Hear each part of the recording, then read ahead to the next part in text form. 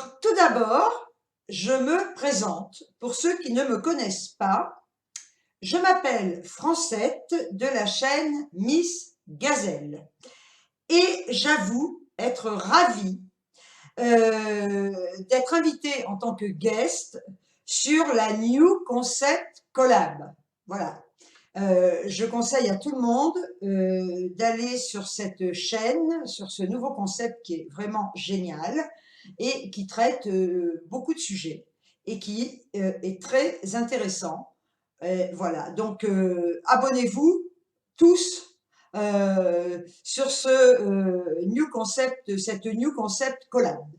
Alors, j'ai décidé, parce qu'il y avait plusieurs sujets, et donc j'ai choisi, on va dire, un sujet qui concerne le harcèlement dans le couple. Voilà. Alors, bien évidemment, j'ai pris beaucoup de notes, parce que là, je ne vais pas parler d'un avis personnel, je vais avancer un sujet qui a été étudié par des professionnels. Voilà. Donc, je tenais à vous en faire part parce que c'est un sujet qui, parmi tant d'autres, m'intéresse énormément. Alors, si vous voulez bien, on va commencer de suite. Qu'est-ce que le harcèlement au sein du couple?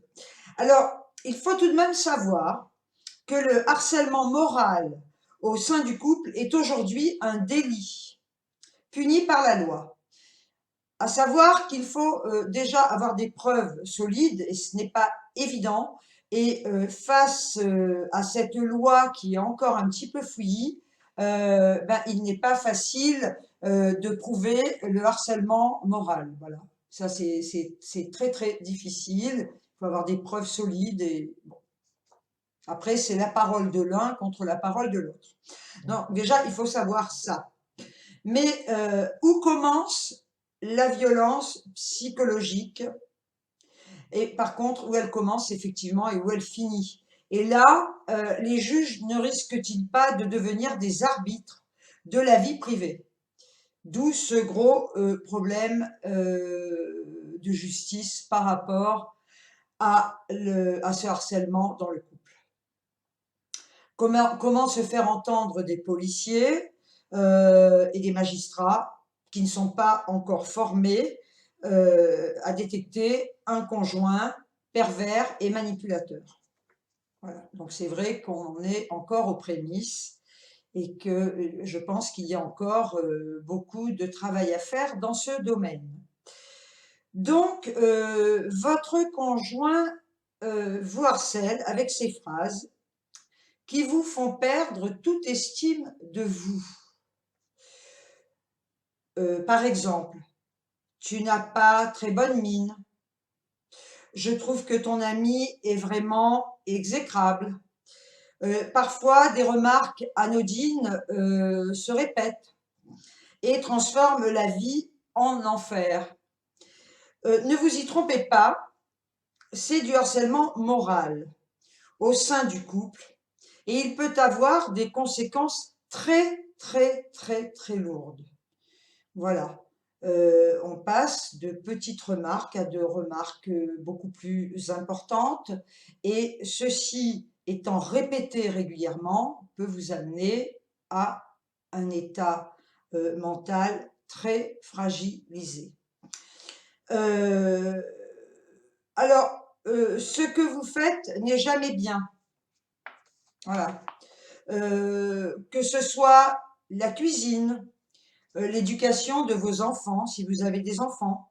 Certaines personnes ont l'art de la remarque perfide, et ce, de manière répétée. Résultat, baisse de morale, d'estime de soi et fatigue chronique. Les psys appellent ça le harcèlement moral. On en parle dans le cadre aussi de la vie professionnelle. Et elle existe, bien évidemment, au sein du couple. Et ça, c'est vraiment le poison de l'amour. Alors, certaines paroles apparemment anodines, certaines allusions, peuvent être totalement déstabilisantes. Ils vous reprochent l'air de rien, l'argent que vous dépensez. Dans un dîner, quand vous parlez, il va lever les yeux au ciel. Ces messages négatifs sont de véritables poisons. Vraiment, ce sont des toxines.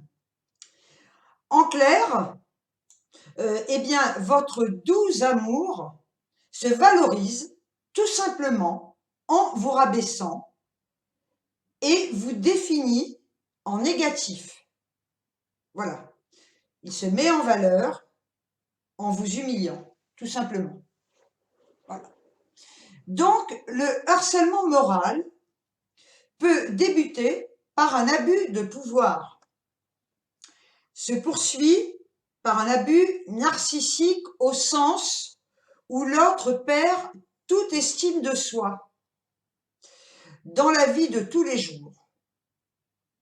Le harcèlement moral entraîne effectivement le doute, le manque de confiance en soi et s'accompagne d'une véritable souffrance intérieure.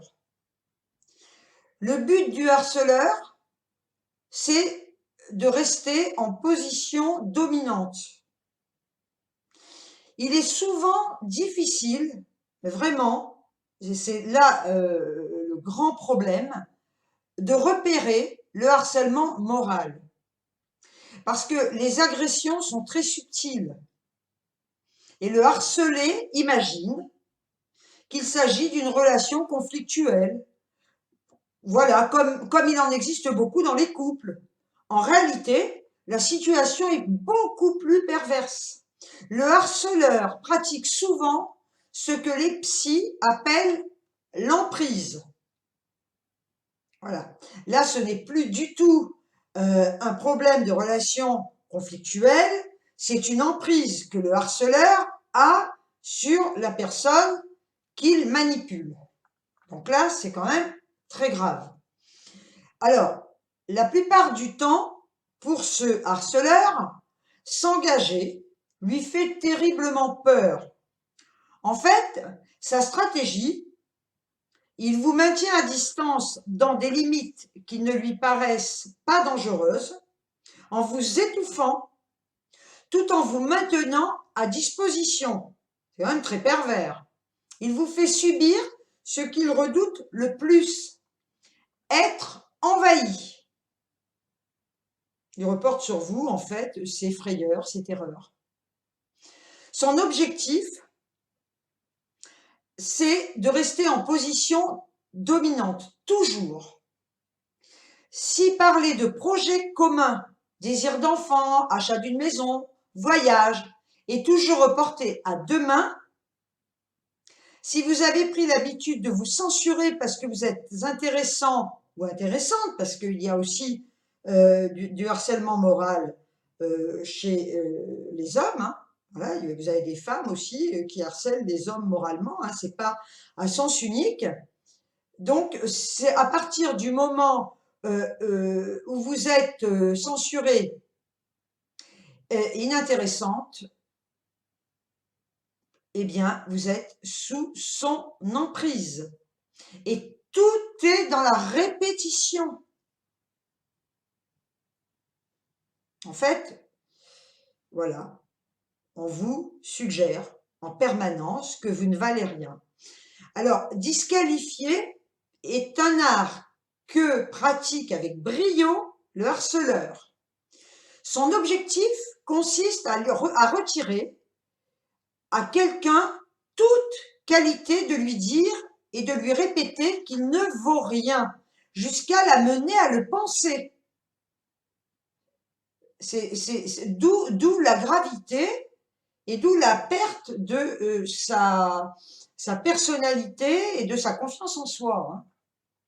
Les messages négatifs sont de plusieurs formes, de manière plus ou moins directe. Il peut se moquer de vos convictions, se gausser de vos points faibles, mettre en doute vos capacités de jugement et de décision. Dans le registre de la communication non verbale, il utilise des regards méprisants, des soupirs, comme je le disais tout à l'heure, les yeux au ciel par exemple, des soupirs excédés, ou bien des critiques dissimulées dans une plaisanterie. Le harcèlement se fait non pas ponctuellement, malheureusement, sinon c'est plus du harcèlement, mais dans la répétition. C'est cette répétition qui fait que vous êtes convaincu que vous ne valez rien. Il existe également, et ça va souvent de pair, le harcèlement sexuel au sein du couple. À partir du moment où vous subissez un harcèlement moral, il faut savoir que le harceleur a une emprise totale sur vous dans tous les domaines. Le harcèlement sexuel représente tout acte à connotation sexuelle ressenti comme non désiré par la personne qui le subit. Il s'agit généralement du comportement d'un homme qui cherche à s'imposer dans la vie intime et sexuelle de sa compagne, contre son gré, car il ne supporte pas un refus de relation. Ou alors, il pense que le harcèlement est une forme virile de séduction. Il y a d'autres manières de prouver sa virilité, ceci dit. Il ne peut pas admettre que ses attentions ne soient pas appréciées. La gravité des faits provient essentiellement de leur caractère répétitif, voire obsessionnel. Le plus difficile dans tout ça, c'est de reprendre confiance en soi. Parce que la plupart du temps, on reste dans ce couple insatisfaisant par peur de la solitude, mais il ne faut jamais oublier que face à un persécuteur, on ne gagne jamais. Commencer un bras de fer avec lui est fortement déconseillé. Une fois que vous avez repéré le processus, il va vous falloir agir fermement, sans craindre de conflit. Alors, c'est apprendre à dire un non de positionnement. Par contre, s'en sortir tout seul est très difficile, car ces paroles viennent certainement faire écho à une fragilité identitaire ou à un manque d'estime de soi antérieur. La présence d'un entourage bienveillant ou d'un thérapeute est souvent nécessaire dans ce cas de figure, parce que seul, c'est pratiquement impossible d'y arriver et de sortir de cette emprise malfaisante, paralysante et surtout très malsaine. Donc, il faut, d'après les conseils que je lis, le mieux est de consulter un thérapeute, parce que même en parler autour de soi, bien évidemment, que ça peut aider à se soulager, mais les personnes qui ne sont pas formées à ça ne peuvent pas forcément vous venir en aide sur le fond, je pense. Seul un thérapeute doit pouvoir vous aider à sortir de ce piège infernal dans lequel on vous a enfermé. Et n'oubliez jamais que même s'il existe des éléments ponctuels d'emprise dans le couple, la relation doit être gratifiante et vous envoyer principalement des messages positifs. Le couple n'est pas fait pour être dans un rapport de force. Le couple est fait pour vivre en harmonie. Il ne doit pas y avoir un bourreau. Et là, dans ce cas de figure du harcèlement moral au sein du couple, il y a effectivement un bourreau et une victime. Et ce n'est pas la notion du couple comme elle doit être présentée et comme elle doit être vécue et perçue. Voilà, donc ce que je voulais vous dire, c'est que j'ai abordé ce sujet avec vous. J'ai pris, bien évidemment, je lis, parce que c'est un sujet quand même qui est pointu. Je n'ai pas la prétention de pouvoir parler en mon nom. Je ne pouvais pas me permettre d'aborder un tel sujet ce n'est pas un avis personnel que je voulais donner justement en abordant ce sujet. Donc, je me suis renseignée, j'ai pris des notes et je voulais vous faire part de ces notes que j'avais prises parce que c'est un sujet, effectivement, que je trouve très intéressant à partir du moment où il touche la personne. Moi, vous savez que tout ce qui touche les personnes, tout ce qui peut toucher le psyché des gens m'intéresse. Voilà, donc je tenais à aborder ce sujet avec vous. J'espère qu'il vous aura intéressé, que je vous aurai apporté suffisamment d'éléments qui pourront vous permettre de constater par vous-même si vous êtes touché par ce harcèlement moral, puisque de toute façon, la personne qui en est victime ne se rend pas toujours compte de cette manipulation, et quand elle s'en aperçoit, eh bien souvent, il y a énormément de dégâts qui ont été occasionnés dans le domaine de son psyché, voilà, parce qu'elle peut sombrer dans une dépression très lourde, et à partir de là, effectivement, eh bien, je pense que peut-être qu'à la base, là, je vais quand même donner un avis personnel. Je pense que c'est peut-être aussi à l'entourage d'être vigilant, à l'entourage très proche, d'être vigilant et de pouvoir éventuellement constater si il y a manipulation par rapport au comportement de la personne que vous côtoyez régulièrement, si vous vous apercevez un changement d'humeur, si vous vous rendez compte qu'elle se renferme, si vous vous rendez compte qu'elle est triste, qu'elle est déprimée, qu'elle n'est pas épanouie, eh bien peut-être qu'effectivement elle subit un harcèlement moral. J'espère du fond du cœur que ce sujet vous aura intéressé. Je suis encore ravie, mais vraiment, d'avoir eu l'honneur d'être invitée par la New Concept Collab. J'ai du mal. Je reconnais, j'ai du mal à mémoriser les noms. Voilà, donc vous m'envoyez, désolé, je m'en excuse. Je suis ravie, je suis honorée d'avoir été invitée par cette New Concept Collab. Je lui souhaite longue vie. Vraiment, ce sont des gens formidables qui font un travail exceptionnel. Je conseille vraiment du fond du cœur à toutes les personnes qui ont envie de s'abonner de le faire parce que je pense qu'on a beaucoup à apprendre avec cette nouvelle chaîne, cette nouvelle association. Je qualifierais ça d'association parce qu'ils sont 4, je crois, avec 2 remplaçants.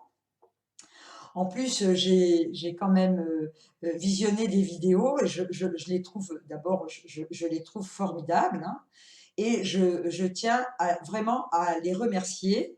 Je fais particulièrement un énorme bisou à ma petite Stéphanie, qui est à la base quand même à l'origine de ce projet. Voilà, donc Stéphanie, je te fais d'énormes bisous et je trouve ta démarche vraiment extra. Ça va changer un petit peu de tout ce qu'on voit, ça va apporter quelque chose de neuf et je trouve ça vraiment extra. Voilà, alors sur ce, je vais vous laisser. Je vous envoie des tas de bisous. Sachez que je vous adore et je souhaite vraiment longue vie à cette nouvelle chaîne qui s'appelle la New Concept Collab. Ciao, ciao, à très très vite. Merci, au revoir.